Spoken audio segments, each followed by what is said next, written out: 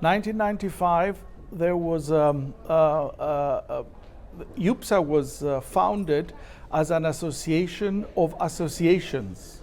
So we only had about 25 to 30 members, because each national association was represented by one person.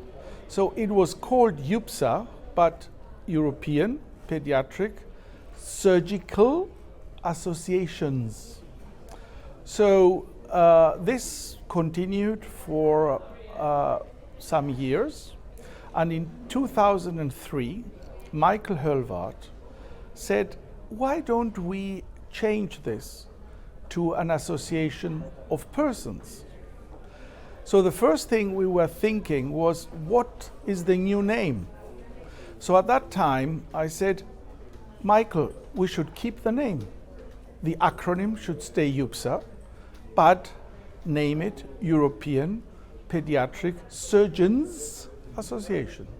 Okay. So that was the birth of the new EUPSA in 2003 in Turin, in France. The first meeting was very exciting because Michael Hölvart did, of course, all his best to create a very nice meeting. At the beginning we had very quickly about 200, 300 members, and then of course we developed to 800-900, and till now all the members that were registered for EUPSA are over 2,000. Of course, now not all are pediatric surgeons. We are now 20 years later. Second meeting was the chairman in Madrid.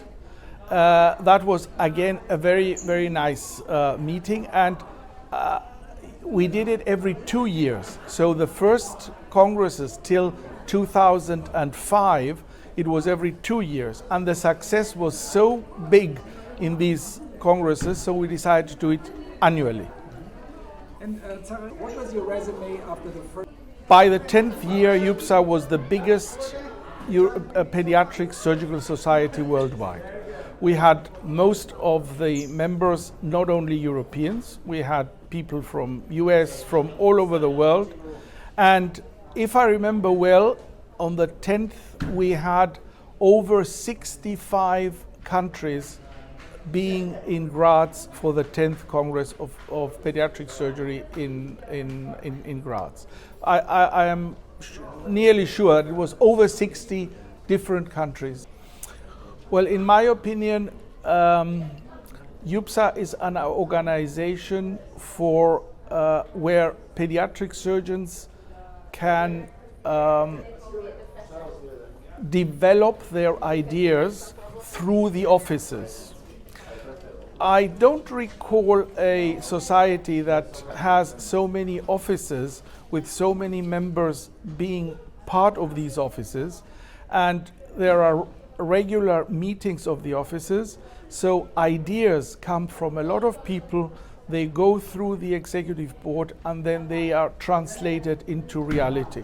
And if you see today how many courses, how many benefits one has by being member of EUPSA, it is amazing. In the direction now with the TEPS, with the young pediatric surgeons, is something that was established in Cyprus when I was the president of the society, and of course that gives the EUPSA a special place for the younger people, because we are the ones that go back and leave the place for the new young members.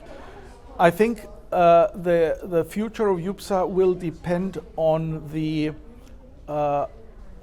way how we develop the new pediatric surgeons, involving them in our studies, involving them in projects, and of course now the new media. I am old, so I'm not an expert on these media, But even during the COVID time, we have projects that were attended by many, many pediatric surgeons, not even members of EUPSA.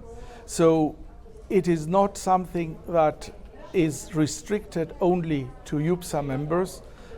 In the meanwhile, EUPSA is a global organization in the pediatric society. My biggest concern would be that maybe pediatric surgery becomes very diverted.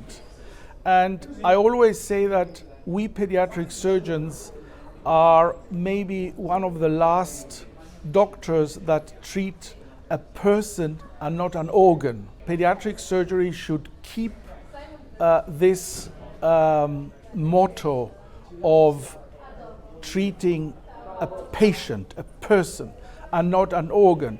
In the meantime, we have orthopedicians for the left knee, for the right knee, but we should keep this.